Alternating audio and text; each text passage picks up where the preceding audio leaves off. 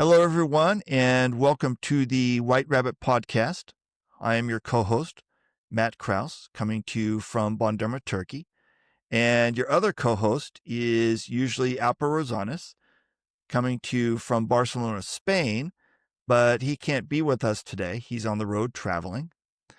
So anyway, today we have a repeat guest on the podcast, Yalin Yuregil.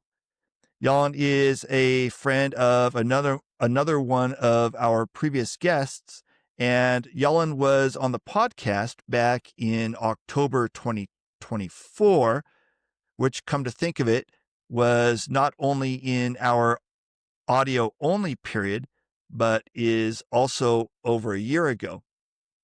And I was thinking, man, how time flies. Here I am thinking that Yalin was on the podcast about 3 seconds ago, and it turns out that it has been over a year. So anyway, Yalin, welcome back to the podcast. It's a pleasure to have you with us. Say hi to everyone. Hello, Matt. Hello, everyone. Thanks for having me Yeah, again our after a pleasure. year. Our It's pleasure. always great to talking with you and to have a conversation and to have a brainstorming with you about the topics which we are both interested in. Our pleasure. And thanks for coming back on the podcast. Yalin is originally from Turkey, but Yeah. for almost 20 years now, he has lived in Czechia. And by the way, Yalin, is that correct? It's been almost 20 years now, right? Correct. Almost, 18, 19 years. Yeah, and in That's right. fact, Jan is a Czech citizen. And Jan, if I remember correctly, you've been a Czech citizen for a couple years now. How's that working out for you? But I mean, actually, the normal life is the same. Unfortunately, when I just walk on the streets of Prague, so still people don't know that I am Czech. True. Besides that, I had a couple of advantages of using the passport and going to some countries, Uh-huh. which I can do easily with the Czech passport, such as Excellent. UK. And in Prague, Jan runs an agency called Yeah Agency. Yes. Yeah is a business development agency that helps companies expand their business into new markets. Yeah is focused in particular on companies expanding into Europe, a natural place for a company in my adopted home of Turkey to set its sights on. Jan also runs a company related to Yeah called Scale Office, which Hmm. provides the incorporation and back office services that some of the companies using Yeah would need. And Jan, I've mentioned some of the basics, but help me wrap up this intro. Is there anything that our audience should know about you that I have not already mentioned? Yes, man. Thank you very much. Pretty much, it's the basic introduction covers what you have. Well, is covered by you what you have said already. On top of this one, so we are focusing on providing back office services when you're expanding into a new country. So Okay. expansion is our niche, is our focus area. So when you're expanding into a new country, we are your helpers, we are your enablers to and also doing the execution of your expansion in the new country.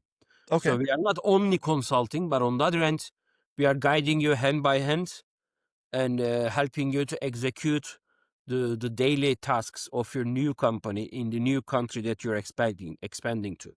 We have various services such as company establishment, accounting, legal, tax, hiring, recruitment, rental properties, and many other services.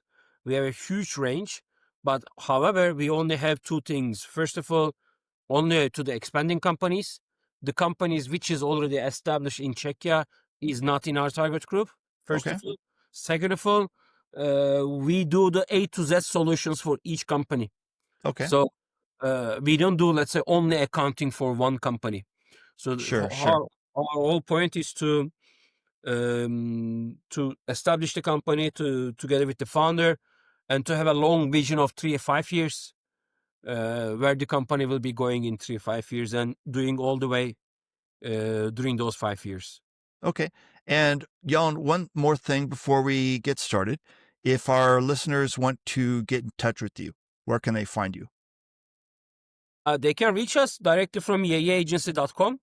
We have a very simple form. They can fill the form in which area that they would like to receive support. So through the yayaagency.com webpage, they can just click the fill the form there, the basic one, and then we will get him back to you immediately. Okay. And Yalin, let's dive straight into the topic for today. Yeah. Last time we focused on selling hard goods into the EU, like selling towels or coffee mugs or something like that into the EU. So let's switch gears and focus today on selling things like software and SaaS into the EU. Mm-hmm. And to help us get started, let's back up to the basics. And Yalin, tell us, what are some of the things that might prompt a company that is already selling its software successfully in its home market? And in this for today, let's say the home market is in Turkey. Yeah. Let's what are some of the things that might prompt a company that is already selling its software successfully in its home market to look abroad and say, I want to sell into another country too? The time has come. Okay. Before I start responding to your questions, Matt, the Sure. interesting thing is that if we had done this topic last year in October 2024, all the answers that I will be giving will be completely different than today. Really?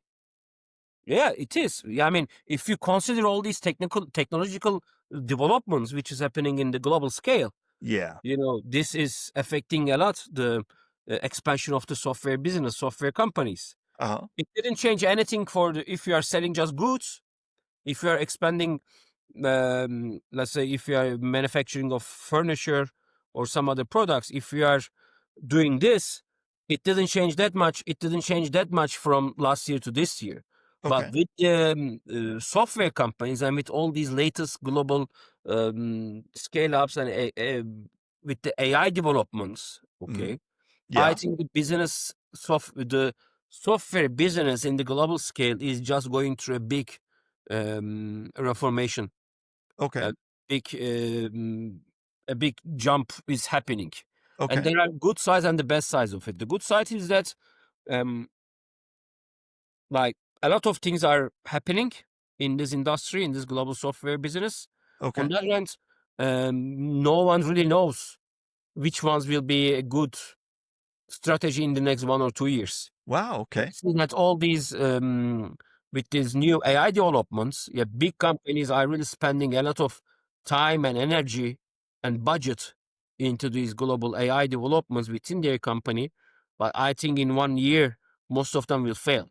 Okay. So, and the last year, what started happening is that, Matt, now um, developing a software became much more easier and cheaper than a couple of years ago.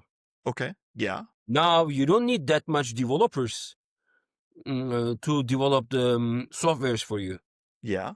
Now, for example, a couple of years ago, especially in Prague, in the Czech market, most of the high-paid employees were all the time developers.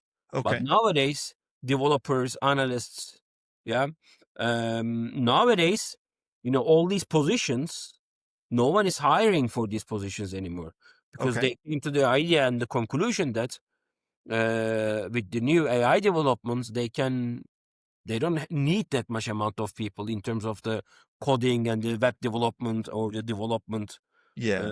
skills. Yeah. Uh-huh. Uh-huh. So therefore, all these companies are kind of trying to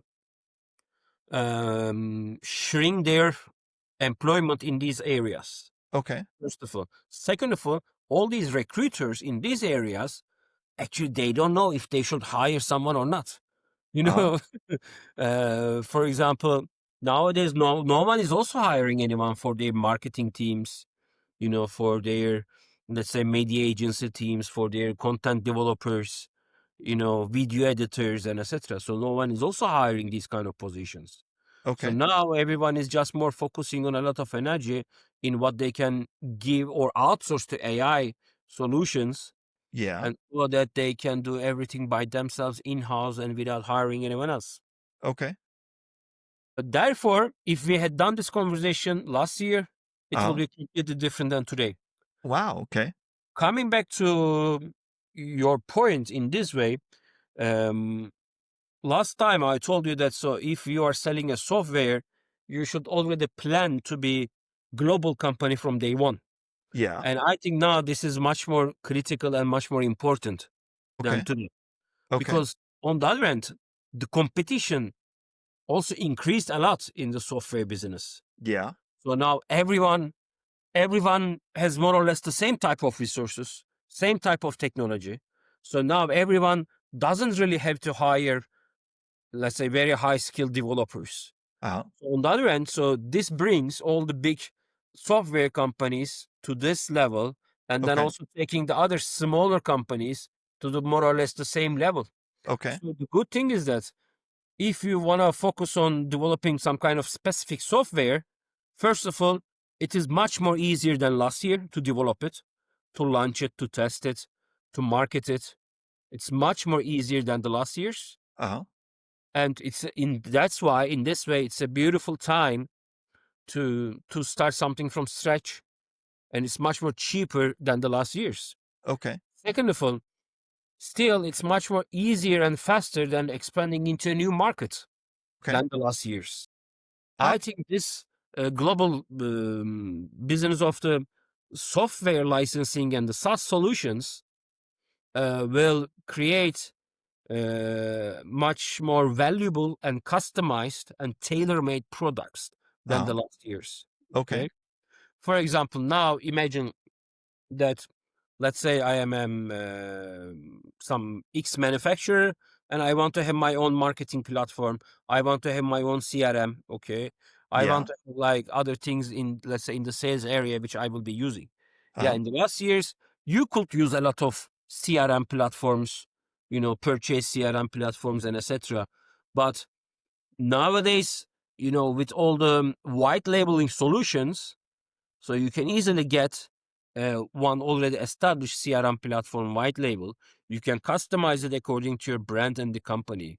And then the customization nowadays almost costs you nothing.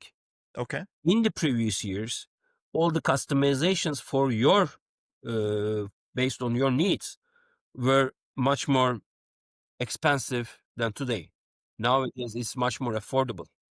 So therefore, this is also allowing you to expand into a new country much more faster and cheaper and much more effective way.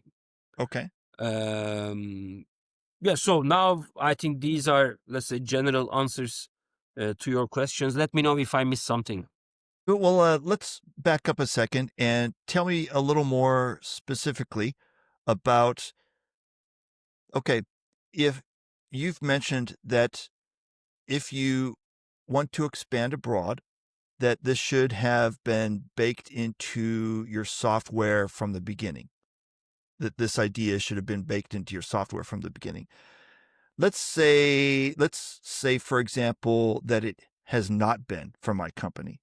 Let's say that, I started my company and I sold locally and things were going really well. And I just kind of forgot about that part and wasn't paying any attention to that part. And now, we're 3 or 5 years down the road. My company's been around for 3 or 5 years. And all of a sudden, one day I'm walking around thinking, I want to sell abroad. Is it too late for me, or do I need to backtrack, or what do I need to do? It's not too late for you. It's never too late. Okay. It's never too late to get into a new market and to start developing a market share. Okay. On the other hand, nowadays it's much more basically, if you had done this, if you compare this between the 5 years and today, okay, 5 years ago, we call this the localization, okay. Yeah. The localization of your software would be costing you much more than today. Okay. Localization of the language, okay, localization of the whole, let's say, your local business processes, business flow, yeah, will be now Yeah. much more easier and faster for you to do it nowadays, okay. Sure. Uh-huh. Imagine that you have software in X area. Now you can, let's say that you want to expand to Czechia, Germany. Now it's you can, let's say, first of all, the localization of the software, the language translation is gonna be much more faster and effective Okay. with all the new developed online translation softwares. Yeah. And second of all, the updating your business workflow to the new market is now much more faster and easier for you to do. Okay. Therefore, even if you haven't done anything for your expansion process, and then now it is also very much manageable when you're expanding into a new market. Okay. So therefore, you are never too late to do this. Okay. However, if you now on the other end, if you are doing this from today, so like in the global now today entrepreneurship atmosphere, it's much more. If you can already plan it from day one, then you will have more advantages in 5 years when you are getting into a new country. You will Okay. have less headache and you will have less problems during the expansion process. Okay. And so let's dig into this a little bit more. I've got some questions for you about another subject, but let's stay on this thing a little bit more. Uh, so you mentioned just a moment ago that if I've had this international expansion thing in my mind from day one, that it's going to be a little bit easier for me to take this next step now. What are some of the ways that it's going to be a little bit easier for me to take this next step now? Uh, it's more like, let's say, you should think more long term, okay, that you will be expanding. However, it's just in the somewhere at the back of your mind. So Okay. it's not your first thing to do. Your Sure, first sure. thing is your focus is to really focus on your current market. Okay, so therefore, and while you are developing the things, when you're doing the things, and you will always think about, okay, so then if I do this right now, what am I gonna do in 2 years when I'm expanding into a new country? Okay, Yeah. just to keep this at the back of your mind, but Okay. your focus is gonna be into your current market Yeah. and to be successful in that market. Okay. Because if you cannot be successful in your current own market, then in 2 years, Mm. even if you do everything right, most Okay. probably you will not be successful in a second market. Okay. Okay. So let me see if I'm hearing you correctly. By having that intention from the beginning, the intention to sell abroad from the beginning, even if it's 3 or 5 years down the road, at least that idea has been baking in the back of my head, and I might be on a day-to-day basis focused on other things in my home country, but at least that idea has been baking and maturing in the back of my head for that time. Is that what you're saying, basically? Yes, correct. Okay. Correctly. And another area of questioning that I had for you today was about the sales force, the people and the company culture, stuff like that. So another thing that I'm wondering about, I've been for in this hypothetical example, I've been selling into my home country for a few years.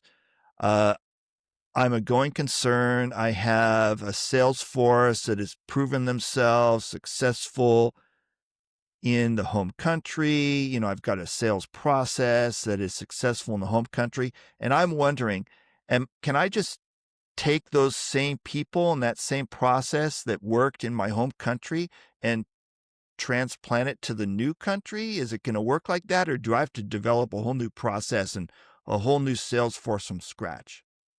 Wow, that's $1 million question.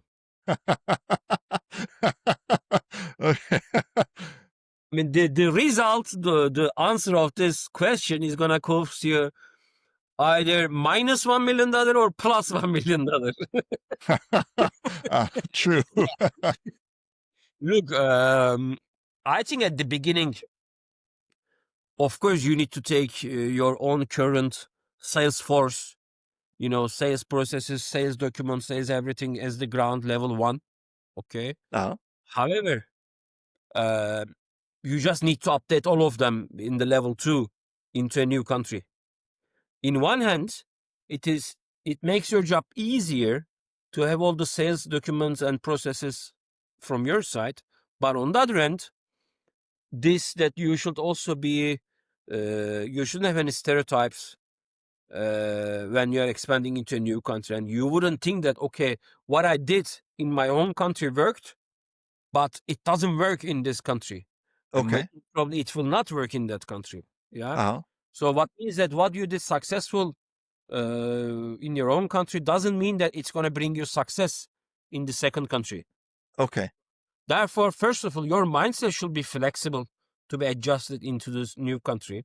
Uh-huh. Second of all, if you are continuing with your own team, your team should be flexible and adjustable to update themselves into the second country. And Okay. this is usually the critical part.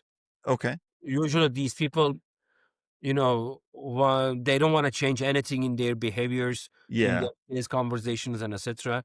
Uh-huh. And the third thing is that these are all like internal processes. In terms of the external process, yeah, Uh-huh. how you are communicating with the clients, how you are, finding them, if you are doing B2B or B2C business, how you are approaching them, how you are selling yourself, what is your market value proposition in the new country, and etc., etc. So Uh-huh. all these things should be updated immediately for that country. Okay. Okay. Okay. And so therefore, if you can try to manage this well in a nice parallel level, then you can be plus in the plus $1 million part of it. Okay. And there is also the second part of it, the social aspects of your expansion of Uh-huh. your sales. Either it comes with the language, okay, so like the local language what they are speaking in that country. Usually company managers are expanding into other countries just because of the language. Okay. For What what example, what what do you mean by that? let's say that if I am a Czech company, the first country that I'm Mm. expanding usually is Slovakia. Okay. They Sure, speak sure. the same language. Uh-huh. Okay. Uh-huh. If I'm,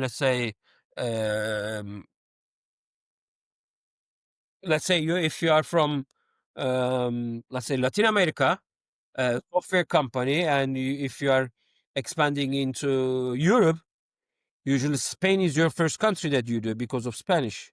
Yeah. Or the same thing with the Portuguese. Most of Okay. Brazilian software companies that I know are expanding into Europe at first, starting from Portugal. Okay. It's not because of that Portugal is a beautiful market, very beautiful market for them. No, it's just because Uh-huh. of the language. Uh-huh. Uh-huh. So this is mainly the first criteria how the founders, entrepreneurs are deciding on the next expansion country, and also with the sales team as well. In Okay. one end, it makes sense, but on the other end, usually it doesn't make sense just because of the language that you are speaking. Okay. Second of all, the way that which they are expanding in Su is just, I have a friend there. Let's say I have a friend who expanded to Romania, okay, and he's just doing okay, and I will do the same, okay. So, and this is also very much related with the salespeople as well. You know, usually the first sales in the B2B sales, software sales, are usually happening through your professional network. Okay. Okay. And this professional network, you can find it um easily if you know those people. So therefore, the second criteria, how they are deciding how to expand into a new country, is because they have friends there or because they have a professional network in that new country. Okay. And coming back to your question regarding the sales team, uh, these two criteria are also affecting the success ratio of the sales team while Okay. they're expanding into a new country. Okay. So let me see if let's back up to the language thing for a moment and let me see if I am following you correctly. So a lot of what I see is for Turkish companies is that they're if even if they're very well established and very successful here in Turkey, instead of going to some big market country like Germany, for example, their first steps of internationalization will be to some much smaller country like, for example, Azerbaijan, where they can go to a conference and talk their home language with their customers. Is that kind of what you're talking about? Yes, correct. Okay. That's right. That's right. Okay. That's one of the one reason. Second of all, just following, adding up something else on your new example Uh-huh. is that, let's say they are just expanding to Germany because they have a friend there or they have a relative there. Okay. Sure, sure. And then one other question for you before we wrap up. So you mentioned some of the common stumbling blocks that you see when people are trying to sell a tangible good, like a towel or some olive oil or whatever, something tangible. You've mentioned some of the most common stumbling blocks that you see them encountering. How about for a software company? What are some of the common stumbling blocks that you see a software company encountering when they first try to sell abroad? Uh, the first, I think, you mean like the negative blocks of which is Yeah, so like the negative blocks, the things that get in the okay. First way. I see in all these software founders, usually, Mhm. software development is usually funded by the developer of that product. Okay. Okay. Usually the IT developer, the coder of that idea is becoming the co-founder or the fully founder of the product. Okay. Okay. Sure. Usually all Mhm. these people, they are focused on the product side because it's first their thing and that's what they are focusing on only. Okay. Yeah, yeah. Therefore, some people might manage to add another co-founder who is good in sales or marketing or in other aspects. Okay. Uh-huh. Uh-huh. And usually all these people are so much focused on only the product development side of it. Mm. Okay. And they Uh-huh. are obsessed with their products. And Yeah. I, and they think that they have the best product ever in the universe. Uh-huh. Nothing else matters. Yeah, yeah, yeah. But usually it's when they're expanding into a new country and when they, let's say, usually, and these are also high competitive markets, high competitive segments. Okay. Mhm. Now you're developing a software in any area, you can find minimum 10 to 20 competitors who already done the same thing, same kind of Yeah. software before. Okay. Uh-huh. Uh-huh. And usually these founders, they are so obsessed with their product. So they just think that they don't see the local relevance when compared with the local competitors.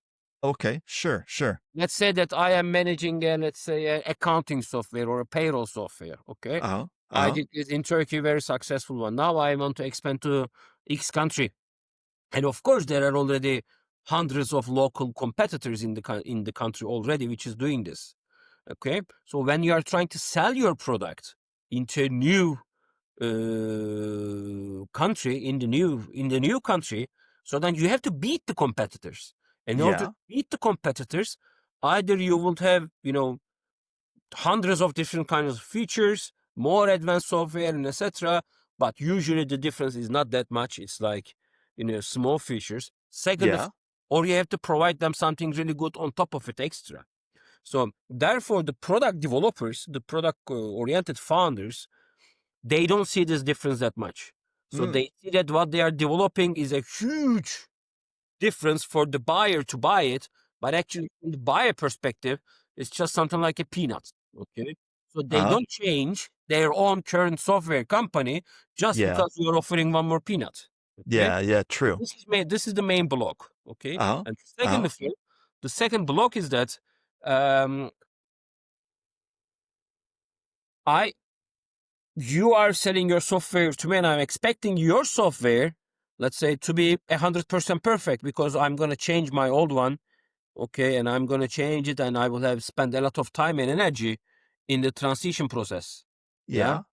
And, and that it's such a big painful process. Whatever current software you are using, once you want to change it, okay, it's such a long process, and especially training in the company, convincing the management, training in the company, paying the money, okay, training the new people. That's a whole such process, okay. Yeah. Usually people are not um, changing their softwares just because of this, okay. For example, we also have a finance accounting team, and last year we had to change our accounting software, Yeah. okay.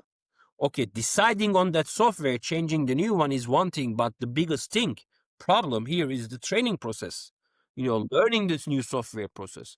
So therefore, when you are getting into a new country, trying to eliminate the local competitors and trying to be just better than with such a small peanut difference doesn't really make sense from my perspective. Okay. The, if you manage to be the first software which they are using, it's much more easier. Yeah. So this is the Yeah. second thing which blocks the founders. You know, Mm. you can in your country you can sell whatever software for the last 5 years in a very successfully, but some Yeah. other company is already doing this in another country. Okay. Okay. Why you're spending your time and energy, just trying to beat the local guys, okay? Instead of, providing them a completely new kind of software or a complementary software, which is not existing in the market. It's much more easier in this software business, Uh-huh. it's much more easier to sell something from scratch than replacing a current software. True. So True. therefore, the founders, the first blockage is that they think that this is so much easy for the companies to do that. No, it's not. Okay. It's not. So that's the second blockage. The third Okay. thing is that um, usually when the software, usually let's say when you're entering into a European software market, okay, Yeah. either you are coming from India, China, East Asian markets, okay, or you are coming from US into Europe, Okay. okay. Uh-huh.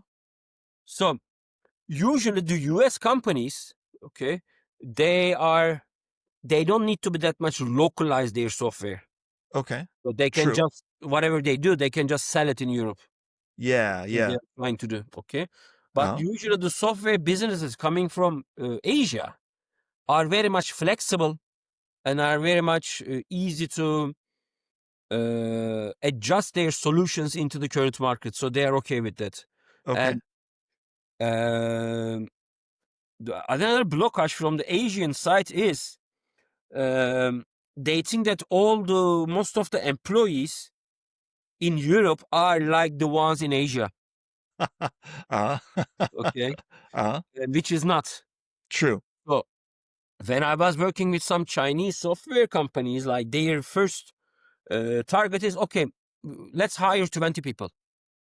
I mean, what are you gonna do with this 20 people? Here, why do you need this 20 people? No, just hire. You just hire more, and then hire another 20, 30 people. Okay, but what are we gonna do with them? Okay, Uh-huh. they work. Look, but it's not that much easy here to hire people. Okay, especially in Czechia with the lowest employment rate in Europe. Okay, Yeah.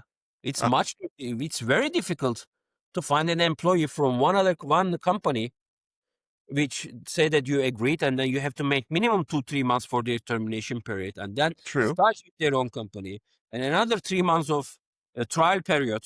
Okay, so basically you need minimum 6 months if you do everything very well and if you're very lucky to understand that okay, that person is gonna be with my company and he's like a good hire. You need minimum Yeah. 6 months to see that process. Okay, Uh-huh.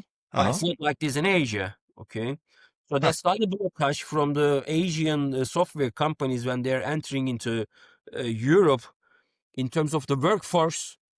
They cannot really adapt themselves into the EU employment market.